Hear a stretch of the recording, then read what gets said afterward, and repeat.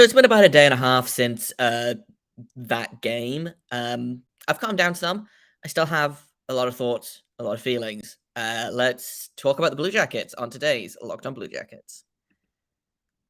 Locked On Blue Jackets, your daily podcast on the Columbus Blue Jackets, part of the Locked On Podcast Network. Your team every day.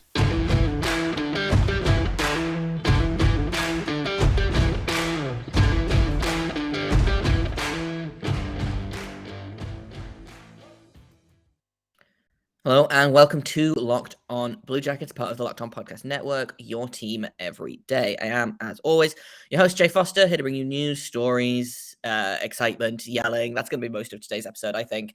Ranting, game recaps, prospect talk, all of the above, and more about your favorite team and mine, the Columbus Blue Jackets. Before we get started, I want to thank everyone for making this your first listen of the day every day.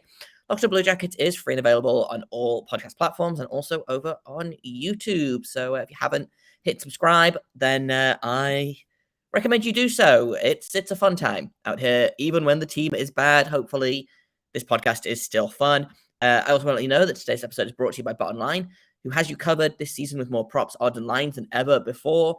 BetOnline is where the game starts, and where this podcast is going to start is with whatever the heck was going on in Columbus on Wednesday night. And the answer is shenanigans, I think, is probably the most family-friendly way to describe that game. Man, I don't even know what to tell you. The Blue Jackets lose 9-4 to the Buffalo Sabres after allowing 6 goals in the first period, after giving Tage Thompson a first period hat trick, after allowing a goal on 3 of the first 4 shots. Of being outshot like 13 to they had fewer shots in that first period than the Buffalo Sabres had goals. I have never been more embarrassed to be a fan of a team than right now.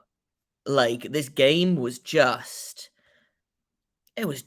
awful. It was brutal. Like, I'm looking at this. Tage Thompson had 4 goals in the first period. I forgot about the 4th goal. Like, 3 power play goals. Dylan Cousins opens the scoring at 3:21. A power play goal. Fine. Tage Thompson scores to make it 2-0 at 5:32. At 7:28, Rasmus Dahlin scores.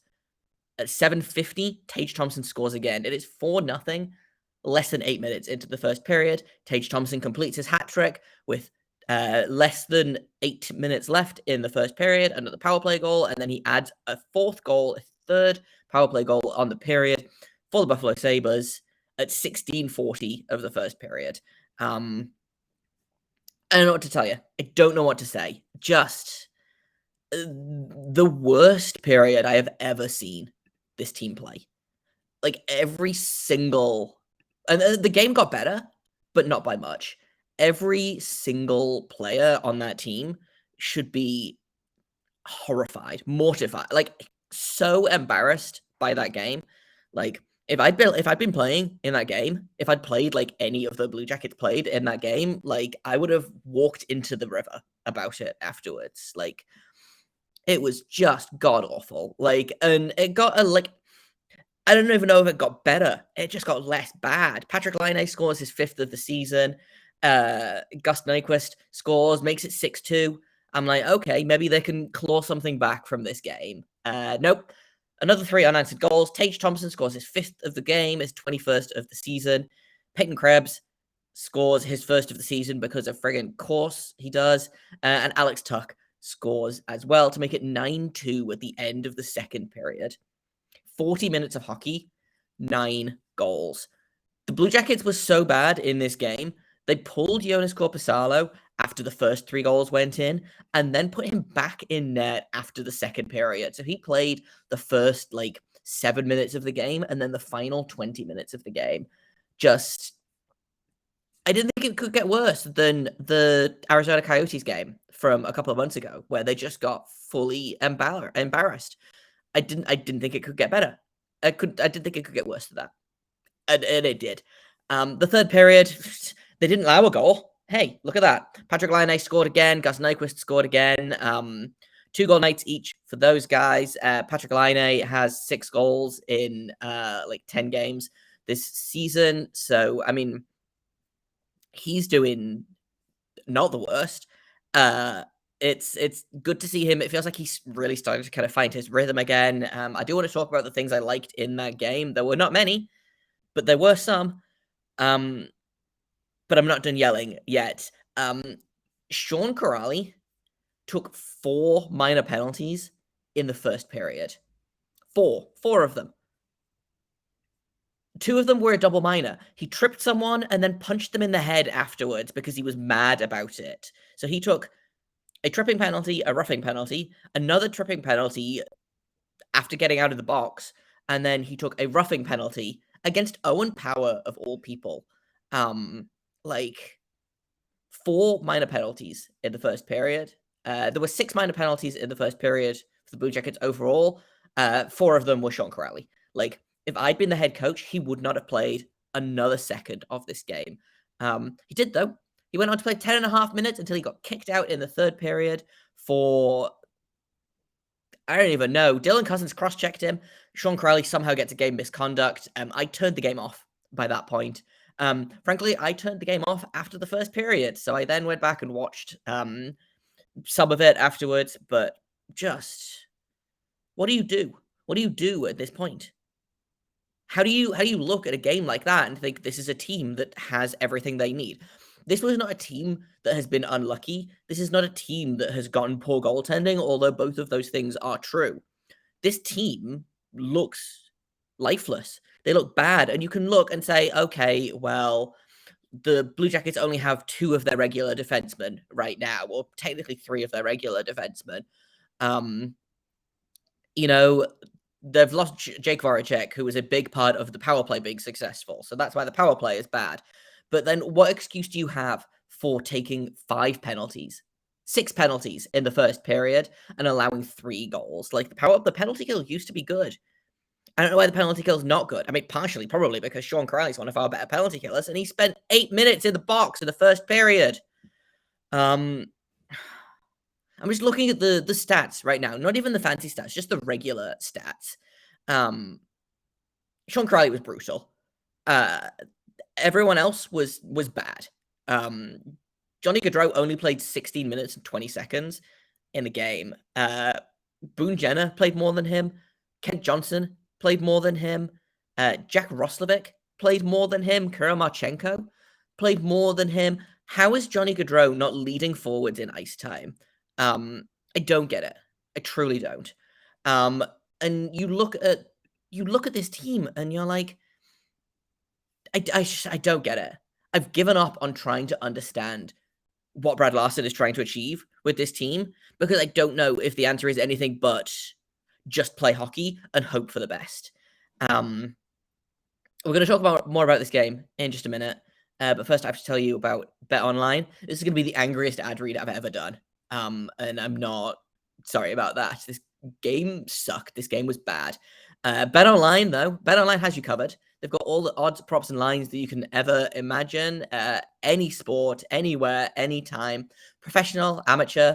As I record this, Croatia just tied the game against Brazil, which is super exciting. If you put money on that, then you probably would have made a little bit of money at betonline.net.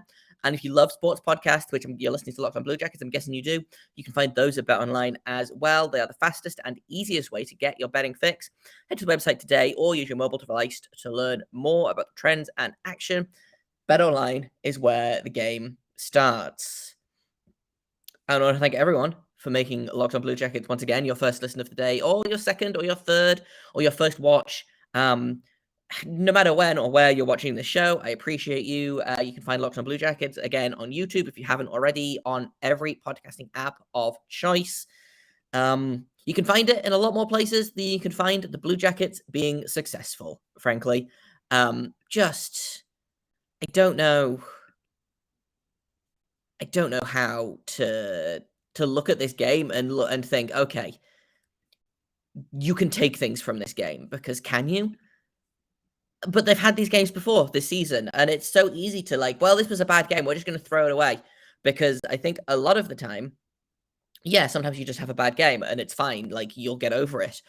The Blue Jackets have had a lot of bad games this season, and at a certain point, just being like, yeah, we're not going to watch the footage of this bad game starts to become, we're not going to pay attention to any of our problems. We're just going to hope for the best that things get better. And that's not a way to run a team. That's not a way to coach a team. Something else that I want to touch on before I will talk a little bit about the things I liked, but it's something that I can't find the tweet now, but it's just kind of endemic of this team and what is happening in kind of the coaching. Here it is. At CBJ Center, Erica Branson has spoken openly about how practices are not going well. Aaron Portzline just stated in an Athletic Open conversation that players do not know the drills for practice beforehand. I went off about Brad Larsen in Tuesday's episode or Wednesday's episode after the Penguins game.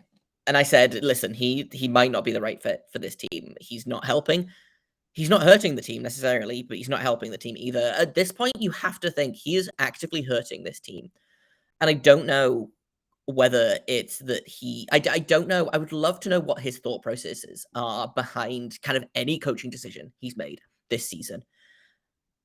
It just keeps getting worse is the thing, and it feels like, when you trip and you try to, like, catch yourself, and sometimes that makes it worse, and you end up doing, like, a cartoon pratfall for, like, 6 feet until you finally end up flat on your face? That's what Brad Larsen's coaching style seems like to me. He's just stumbling, and he's going to fall on his face, and he's trying to catch himself, and it's not working. And it's not even fun to watch anymore. But if this game is not what gets Brad Larsen fired, like, what will? At what point does the team decide, hey, this is not how we want to play?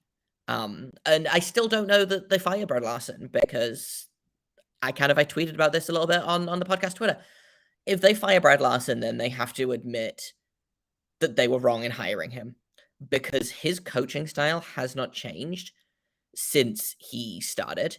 They overachieved last season despite Brad Larsen, I think. And this season they're kind of underachieving. He's made them into less than the sum of their parts. And it's just so frustrating to watch. That being said, like I said, there were things I liked about the game. Gus Nyquist, who has been he's been kind of streaky on and off this season. He had 2 goals. Patrik Laine, again, has 2 goals. I think he has, like, 4. He has 2 multi-goal games in the past 3 games. So, like, if Patrik Laine can start turning it on, then I think things will start to get a little bit better in that, hey, maybe we'll still allow 9 goals, but we might score 10. So if Patrik Laine can turn it on, I think that's definitely a good thing for this team. Unfortunately, Brad Larsen, in his infinite wisdom, has decided that he should probably play on a line with Jack Roslovic, because for some reason Jack Roslovic continues to be in the top 6 of this team, despite being awful, useless. Like, and I try not to be too hard on players, because I think that there are, very few players are truly always terrible. Jack Roslovic has been just god-awful almost this entire season, and he's still getting more ice time than, say, Cole Sillinger. He's getting to play at center when, frankly, at this point, put Ken Johnson at center. He played a bunch of last game at center, and it finally something started to happen. I don't know. Ken Johnson's back on the top line for this game against Calgary. So, nope, that's a lie. Gus Nyquist is back on the top line. So they split Patrik Laine and Johnny Gaudreau up, which is fine, whatever. I don't know. I don't know how to do anything beyond rant anymore. We'll see what happens in tonight's game. If the Blue Jackets lose this game, I will not be surprised. What I suspect might happen, and we're going to talk a little bit about the game in just a minute, is I suspect what will happen is that the Blue Jackets will probably either win convincingly against the Calgary Flames, or they'll put up a strong effort and fall anyway. both of which I think will lure people into thinking, hey, maybe the Blue Jackets are on their way out of this slump. But I don't think this is a slump. I think this is a bad team. And I've been kind of putting off saying that for much of the season because I don't think it's a badly constructed team. I don't think the players are bad, but this team is bad right now. This team is playing badly. This team is being coached badly. And I don't know if having better goaltending helps this situation at this point because I don't think better goaltending will stop Brad Larsen playing the fourth line for 16 minutes a night or whatever. I don't know how to make I don't know how to fix this. I'm not an NHL head coach. I have things that I would do differently, but I don't know how I would fix this team. I don't know if this team is fixable at this point in the season. Maybe this is just what Blue Jackets fans are going to have to deal with the rest of the season. And hey, maybe they get Connor Bedard out of it. Maybe they get Adam Fantilli out of it. Maybe they get Leo Carlsson out of it. But if I am a Blue Jackets fan, I say if I'm a Blue Jackets fan, if I'm not, I think that the rest of the season is going to suck. It's going to be brutal. It's going to be painful to watch. And the promise of a good player at the end of it, for me, in my head, I'm like, yeah, I understand that if they lose this, Connor Bedard could be the next Connor McDavid. If he's not, he could be the next Austin Matthews. He is a franchise-changing player. That's still not enough for me in my heart to be like, it's fine. I'm okay with sucking for this season. It sucks. I hate losing. I hate watching the team lose. I want the team to be good. Logically, I understand that this team losing right now is probably for the best, but you can't make me enjoy it. You can't. And so with that, I think we'll move on. Doubtless, I will come back to this topic again several times over the next 4 months or however long it is until the season finally ends. But we're going to talk a little bit about Calgary. We're going to talk about the matchup tonight because Johnny Hockey's old team is coming to town, and that's what we're going to talk about in just a minute on Locked On Blue Jackets. So the Calgary Flames were a team that surprised a lot of people, I think, in terms, not necessarily in terms of where they are in the standings, but I don't think people expected the Calgary Flames to be playing like this. There was a lot of talk about, well, obviously they left Johnny Gaudreau left in free agency, so they didn't get anything there. They signed Nazem Kadri in free agency, and then they traded Matthew Tkachuk for Jonathan Huberdeau and Mackenzie Weegar. That's 3 very good players that they got for Matthew Tkachuk and Johnny Gaudreau, even though I know it's, it's not a straight Gaudreau for Kadri swap, but this was a team that a lot of people were like, did they get better in the offseason despite losing their 2 franchise players? And the answer is maybe, but the Calgary Flames are playing 500 hockey at the minute. They're 13-10-3.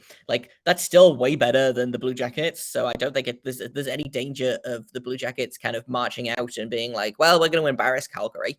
Stranger things have happened, but Calgary beats them in basically every metric: power play, penalty kill, goals for per game, goals against per game. I don't know where they are in terms of the division at the minute, but they're sitting, they're about halfway in the league. Jonathan Huberdeau is leading the way with 5 assists in his last 5 games. Elias Lindholm has 3 goals in his last 5 games. Got Johnny Gaudreau, I think. I'm just glad that this game isn't in Calgary. I think that's what I keep looking at this game and being like, right, recap, preview, what should we talk about? And the answer is I'm just very glad that this game is not in Calgary. I'm very glad that this game is at Nationwide. Hopefully Johnny Gaudreau continues his point streak. He's up to 6. I think he's got a 6-game point streak going. He's got 8 points in his last 5 games. Like I said, Patrik Laine's got 4 goals in his last 5 games. Technically 4 goals in his last 3 games. So hopefully things continue to go well. Maybe the goaltending will get better. I think that's partially why Calgary's been struggling this season. Jacob Markstrom has not been very good. He's got an 8.89 at the minute and a record of 6.82. Dan Vladar has been pretty good for them. He's got a 9.12 and a record of 5.4-1. I assume that Vladar will start tonight because the Blue Jackets usually get backup goalies at this point. So I look forward to Vladar putting on a Vezina level performance because that's usually also what happens.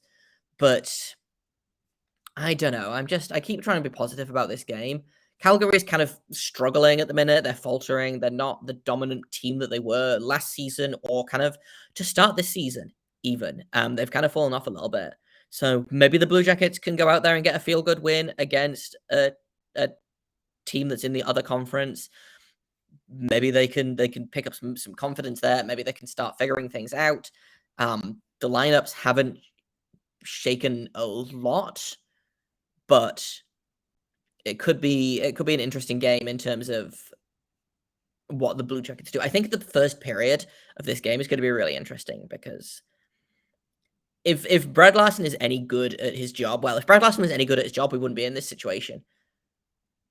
He should have read them the riot act after that game. Like, bad coaching is one thing. Like, you can succeed under bad coaching, but if you are being coached badly and you're also playing badly, like, I don't know what's supposed to happen here. Like, I think partially that game was Brad Larsen's fault, but I also think partially it's that everyone was brutal. Everyone was just so bad in that game, and I think someone should have yelled at them about it. And probably I think it should have been the goalies. I think Corpusalo and Elvis should probably have yelled at them about it. But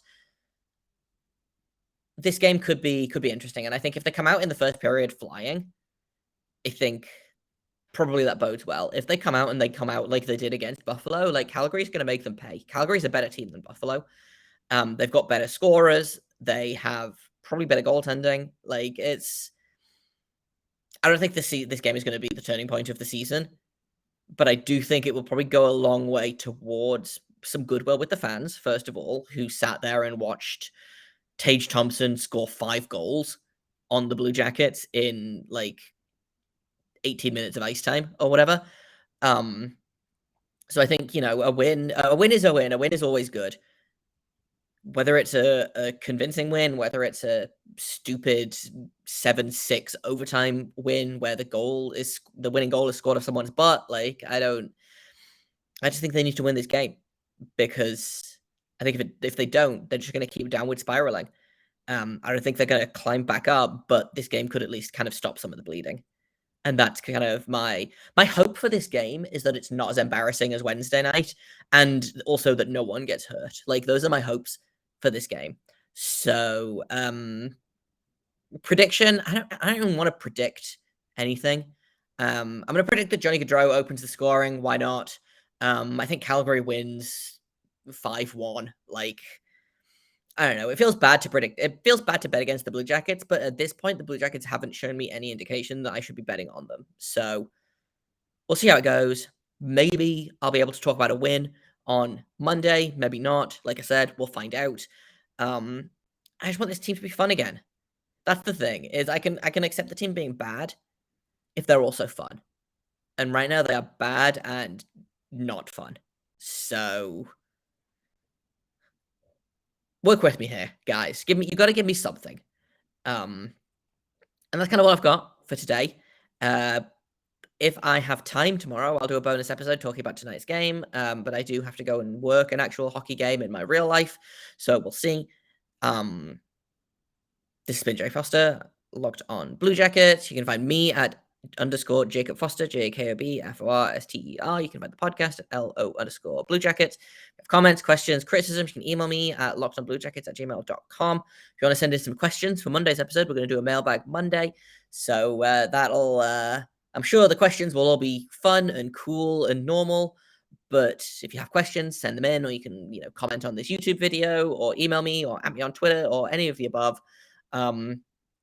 And I will get to them as soon as I can. Until next episode, thank you for listening once again, for making this your first listen of the day. And until the next episode, make sure you stay locked on.